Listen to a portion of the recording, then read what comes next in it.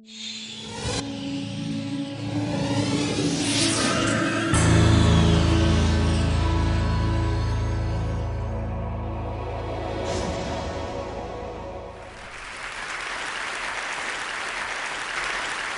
want you to take a look at this baby. What you're drawn to are her eyes and the skin you love to touch. But today I'm going to talk to you about something you can't see. What's going on up in that little brain of hers? The modern tools of neuroscience are demonstrating to us that what's going on up there is nothing short of rocket science. And what we're learning is going to shed some light on what the Romantic writers and poets described as the celestial openness of the child's mind. What we see here is a mother in India, and she's speaking Koro, which is a newly discovered language, and she's talking to her baby. What this mother and the 800 people who speak Koro in the world understand that to preserve this language, they need to speak it to the babies. And therein lies a critical puzzle. Why is it that you can't preserve a language by speaking to you and I, to the adults? Well, it's got to do with your brain. What we see here is that language has a critical period for learning. The way to read this slide is to look at your age on the horizontal axis. You've done that. And you'll see on the vertical your skill at acquiring a second language. The babies and children are geniuses until they turn 7, and then there's a systematic decline. After puberty, we fall off the map. No scientists dispute this curve, but laboratories all over the world are trying to figure out why it works this way. Work in my lab is focused on the first critical period in development, and that is the period in which babies try to master which sounds are used in their language. We think by studying how the sounds are learned, we'll have a model for the rest of language, and perhaps for critical periods that may exist in childhood for social, emotional, and cognitive development. So we've been studying the babies using a technique that we're using all over the world in the sounds of all languages. The baby sits on a parent's lap, and we train them to turn their heads when a sound changes, like from ah to e. If they do so at the appropriate time, the black box lights up and a panda bear pounds a drum. A 6-monther adores the task. What have we learned? Well, babies all over the world are what I like to describe as citizens of the world. They can discriminate all the sounds of all languages, no matter what country we're testing and what language we're using.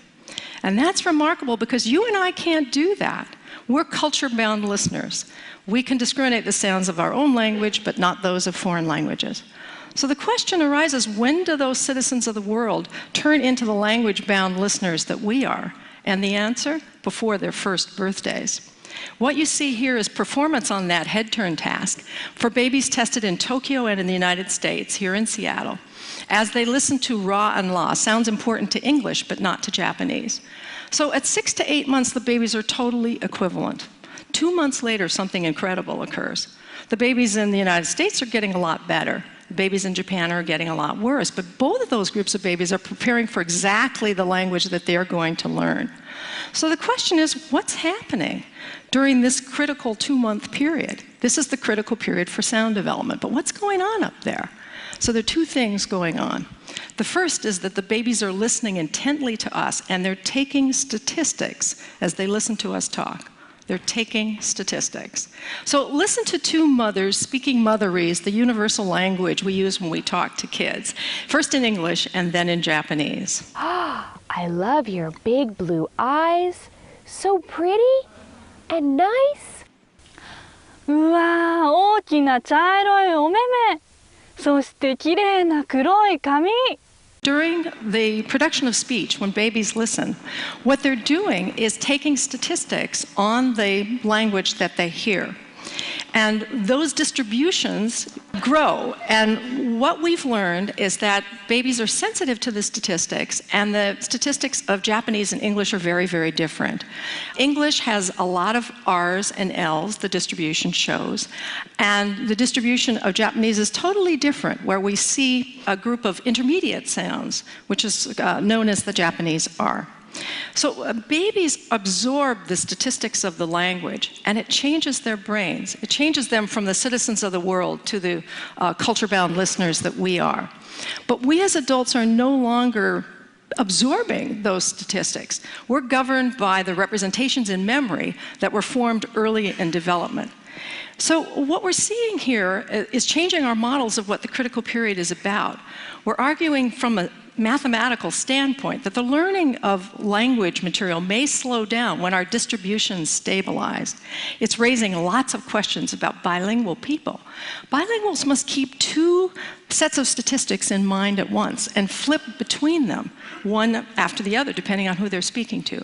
So we asked ourselves, can the babies take statistics on a brand new language?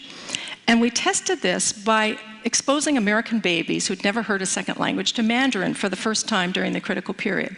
We knew that when monolinguals were tested in Taipei and Seattle on the Mandarin sounds, they showed the same pattern. 6 to 8 months, they're totally equivalent. 2 months later, something incredible happens. But the Taiwanese babies are getting better, not the American babies. What we did was expose American babies during this period to Mandarin. It was like having Mandarin relatives come and visit for a month and move into your house and talk to the babies for 12 sessions. Here's what it looked like in the laboratory. 发生了什么事情哦？小小熊七七在这里，一个绿色的圈圈，绿色的圈圈。绿色的圈圈，来转一下，转一圈，嘿，一圈，再一次哦，转一二三。 So what have we done to their little brains? We had to run a control group to make sure that just coming into the laboratory didn't improve your Mandarin skills. So a group of babies came in and listened to English, and we can see from the graph that exposure to English didn't improve their Mandarin. But look what happened to the babies exposed to Mandarin for 12 sessions. They were as good as the babies in Taiwan who'd been listening for 10.5 months.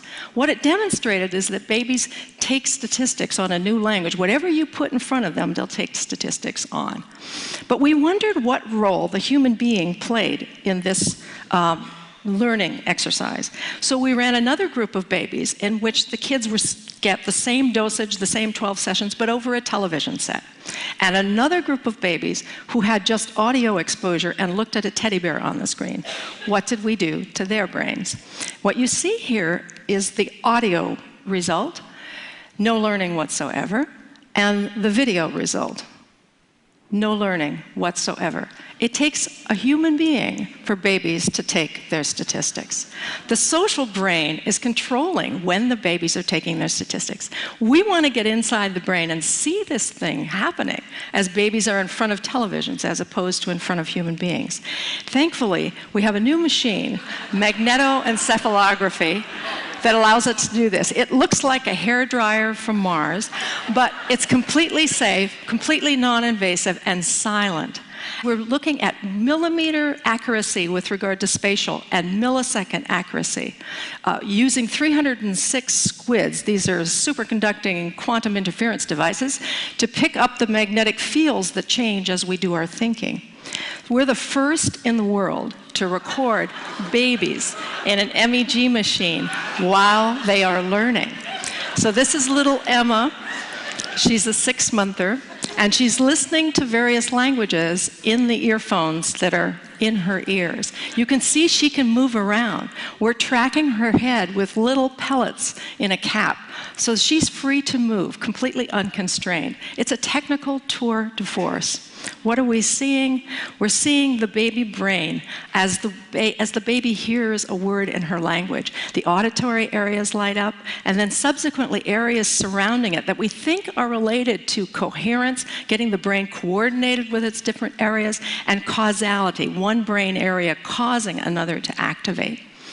We are embarking on a grand and golden age of knowledge about child's brain development. We're going to be able to see a child's brain as they experience an emotion, as they learn to speak and read, as they solve a math problem, as they have an idea.